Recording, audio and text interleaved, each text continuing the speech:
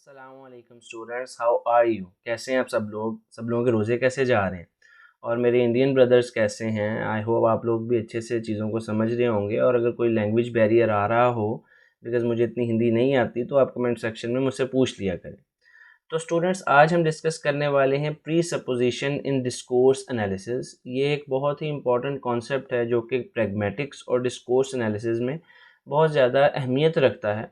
जैसा कि इसके नाम से ही वाज़ेह है, प्री सपोजिशन, किसी चीज़ को पहले से ही सपोज कर लेना, कोई चीज़ पहले से ही एग्जिस्टिंग तौर पर मौजूद होना। और ऑब्वियसली इसमें हम लैंग्वेज को स्टडी कर रहे हैं, तो लैंग्वेज में किसी नॉलेज का, किसी चीज़ का पहले से ही मौजूद होना बात करते हुए इसे प्री सपोजिशन कहते हैं। मज़ीद इसको हम जो है डिफ़ाइन कर लेते हैं ताकि हमें अच्छे से समझ आ जाए। Presupposition refers to the common ground that is assumed to exist between language users, such as assumed knowledge of a situation and or of the world. वो कहता है कि प्रीसपोजिशन वो कॉमन ग्राउंड है जो कि पहले से मौजूद होता है लैंग्वेज यूज़र्स के दौरान। उन्हें किसी चीज़ की, किसी सिचुएशन की, किसी दुनिया की, किसी अमल की नॉलेज पहले से मौजूद होती है, शेयर्ड नॉलेज होती है। This may come from sources such as books, television and internet. ये नॉलेज बुक्स से भी आ सकती है, टेलीविजन से भी और इंटरनेट से भी, और through personal experiences with the world. ठीक हो गया। अ स्पीकर से, जैसे एक सिटीजन को पता है कि ट्रैफिक सिग्नल रेड हो तो रुकना है, ग्रीन हो तो चलना है। It's a existing knowledge. ठीक है, ये एक लैंग्वेज ही है ना कि रेड पे रुकना है, ग्रीन पे चलना है। A speaker says something based on their assumption or presupposition of what the hearer is likely to know. Hearer को पहले से ही प्रीसपोज होगा, कोई एग्जिस्टिंग नॉलेज होगी, and what they will infer from what they say. मिसाल के तौर पर मैं एक जुमला कहता हूँ कि तुमने स्मोकिंग कैसे छोड़ी, तो मैं ये चीज़ पहले से ही प्रीसपोज कर रहा हूँ कि वो पहले इंसान स्मोकिंग करता था और उसने अब स्मोकिंग छोड़ दी है। ये प्रीसपोज नॉलेज है, ये शेयर्ड और कॉमन ग्राउंड है जो कि दोनों को ही पता है, स्पीकर को भी और हियरर को भी। इसी तरह बहुत सी एग्जांपल्स नीचे भी आएंगी, हम उन्हें एक्सप्लेन करेंगे। I think assume before hand at the beginning of the line और आर्ग्यूमेंट और कोर्स ऑफ एक्शन। ठीक हो गया। मिसाल के तौर पर एक और मैं एग्जांपल देता हूँ। मैं कहता हूँ तुम्हारी सैलरी इतनी कम क्यों है।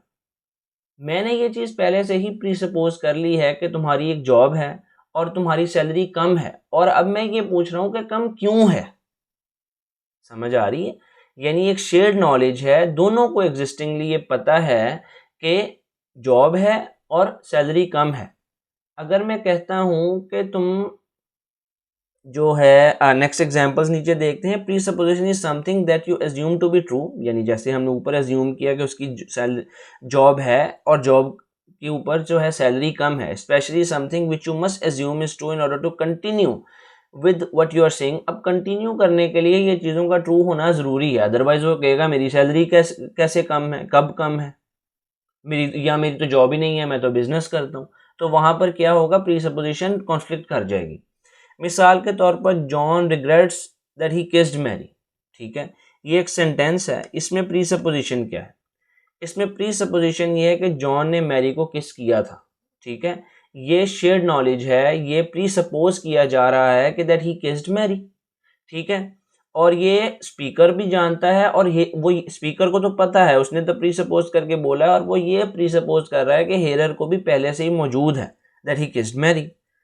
ही गेव अप स्मोकिंग, वो XYZ whoever gave up smoking। तो इससे प्रीसपोज्ड क्या हमें मिलता है कि he was a smoker before. The king of France is bald. ठीक है, वो फ्रांस का किंग जो है वो गंजा है। इससे मुराद क्या है, प्रीसपोजिशन हम पहले से ही ले रहे हैं कि फ्रांस एक मुल्क है और फ्रांस के मुल्क में एक बादशाह रहता है, एक यूनिक बादशाह मौजूद है। ये हमारी प्रीसपोजिशन है। लैंग्वेज में हम ऐसी बहुत सी प्रीसपोजिशन का इस्तेमाल कर रहे होते हैं। मिसाल के तौर पर मैं कहता हूँ कि तुम लेट लेट क्यों आए हो। मैं प्री सपोज कर रहा हूँ कि तुम लेट आए हो, तो ही मैं पूछ रहा हूँ ना कि तुम लेट क्यों आए हो।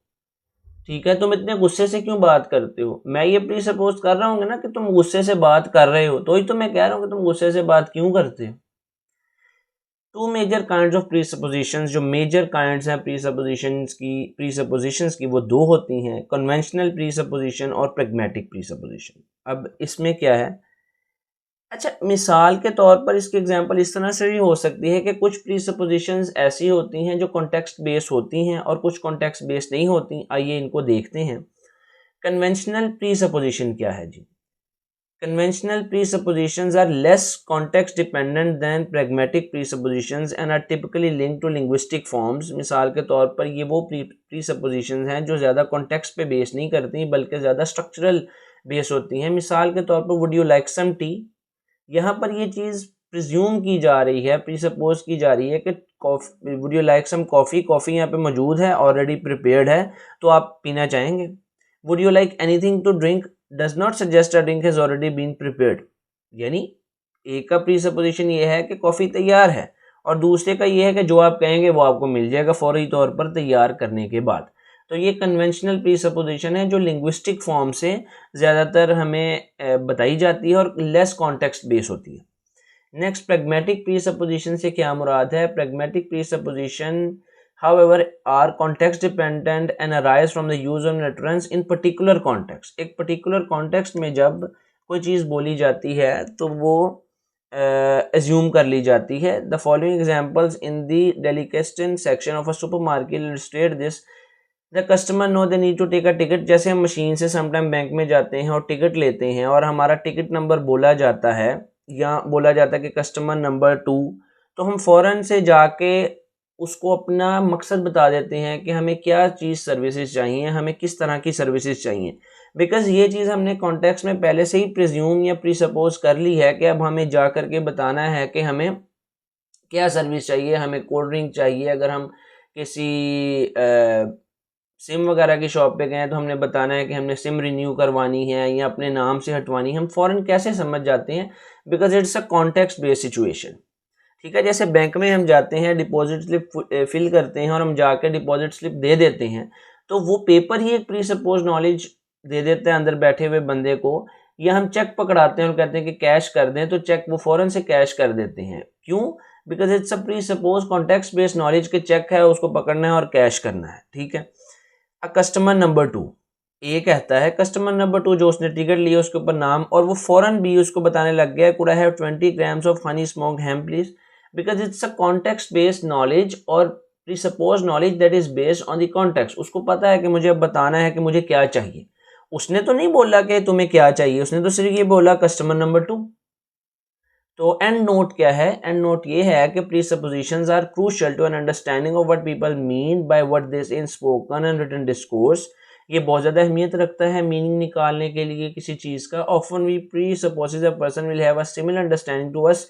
हमें ये उम्मीद होती है कि दूसरे बंदे को भी सेम या सिमिलर अंडरस्टैंडिंग है हमारी तरह। एक तो हम ये प्रीसपोज करके बोलते हैं ना कि ये हमारी शेयर नॉलेज है कि हमें एक चीज़ का पता है, साथ साथ हम ये भी प्रीसपोज कर रहे होते हैं कि इसे भी इस नॉलेज का पता है, तभी ये इतना जो है स्मूथली प्रोसीड हो पाता है, अदरवाइज ये प्रोसीड हो ही ना सके। ठीक है। तो मिसाल के तौर पर मैं एक जुमला कहता हूँ कि यार उसकी तो बड़ा अरसा हो गया शादी ही नहीं हो रही।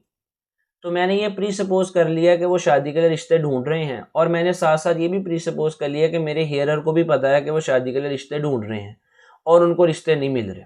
ठीक है। तो ये प्री सपोज नॉलेज है। और इसी तरह से ओवरऑल कॉन्वर्सेशंस जितनी भी सोसाइटी में होती हैं वो प्री सपोज्ड या प्री सपोजिशंस पे ही होती हैं। बिकॉज बहुत सी चीज़ें हमारे पास शेयर्ड नॉलेज में होती हैं, एग्जिस्टिंग नॉलेज में, बैकग्राउंड नॉलेज में होती हैं, जो हमें सोसाइटी से, इंटरनेट से, टेलीविज़न से मिलती रहती हैं। ठीक है। यानी हम ये कहते हैं कि अमेरिका ने अपनी जो अफ़गानिस्तान से आर्मी है वो निकाल ली है। इट मीन्स हमारे पास पूरा एक बैकग्राउंड नॉलेज है कि इन्होंने वहाँ वॉर की थी, अपने ट्रूप्स वहाँ पे लेके गए थे, अब इन्हें वापस बुलाया जा रहा है। इस तरह से यानी कि इंटरनेट के थ्रू, टीवी के थ्रू हमारे पास नॉलेज आता रहता है वो, और हमारे बैकग्राउंड में सेव होता रहता है। So that was all today. I hope you have enjoyed this video lecture and don't forget to subscribe this channel. Thank you. अल्लाह हाफिज़।